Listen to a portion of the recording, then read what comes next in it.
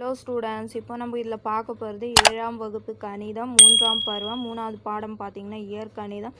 எடுத்துக்காட்டு 3.3ல் 2 கொஷின் கொடுத்துக்குறாங்க. அதுக்கு ஆன்சர் பார்க்கலாம். ஃபஸ்ட்டு கொஷின் பாருங்கள், என்ன கொடுத்துக்குறாங்க. a கழித்தல் b whole square is equal to a square கழித்தல் 2ab கூட்டல் b ஸ்கொயர் என்னும் முற்றொருமையை பயன்படுத்தி பின்வருவனவற்றை விவாதித்து எழுதுக. இது முற்றொருமை 3வது கொடுத்துக்குறாங்க. ஃபஸ்ட் கொஷின் பாருங்கள், a கழித்தல் b ஹோல் ஸ்கொயர் ஃபார்முலா இது அப்படியே கொடுத்துக்குறாங்க. இந்த சைடில் இருக்கிறது நம்ம கண்டுபிடிக்கணும். புரிஞ்சுதுங்களா? அப்போ பாருங்கள், அப்போது இது வந்து a, இது வந்து b. அப்போது a is equal to 3x மற்றும் b is equal to 5y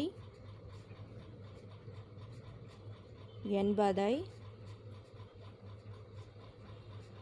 முற்றொருமை. இதுக்கு என்ன முற்றொருமை தானே கொடுத்துக்குறாங்க, அதை எடுத்து எப்படி எழுதுங்க. a கழித்தல் b whole square is equal to a square கழித்தல் 2ab கூட்டல் b ஸ்கொயர் இல் பிரதியிட. அப்போ பாருங்கள்,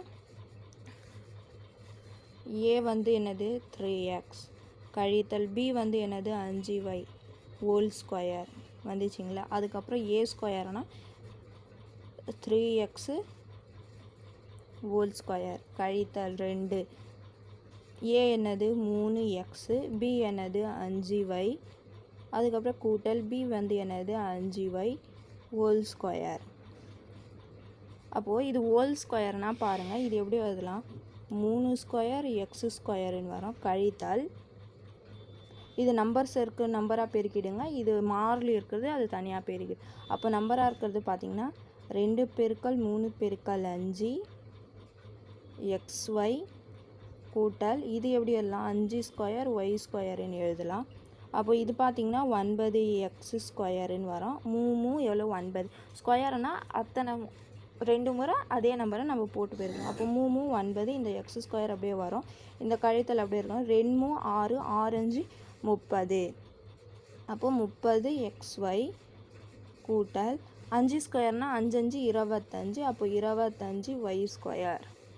புரிஞ்சுதுங்களா? அவ்வளோதான் இதுக்கு ஆன்சர். இந்த வடிவில் நம்ம வர வச்சுட்டோம். புரிஞ்சுதுங்களா? அவ்வளோதான் இதுக்கு ஆன்சர். அப்போ therefore 3x கழித்தல் 5y whole square is equal to 9x square கழித்தல் 30xy கூட்டல் 25y ஸ்கொயர். புரிஞ்சுதுங்களா? அவ்வளோதான் இது ஃபஸ்ட்டுக்கு ஆன்சர். அப்போ பாருங்கள், இது 2வது கொஷின் 47 ஸ்கொயருன்னு கொடுத்துக்குறாங்க. அப்போ 47 ஸ்கொயர்னால் இது வந்து நம்ம a கழித்தல் b ஃபார்முலா a கழித்தல் bயில் எழுதணும். அப்போ a கழித்தல் bனா 50ல் நீங்கள் 3 கழிச்சிங்கன்னா 47 கரெக்டாக வரும்.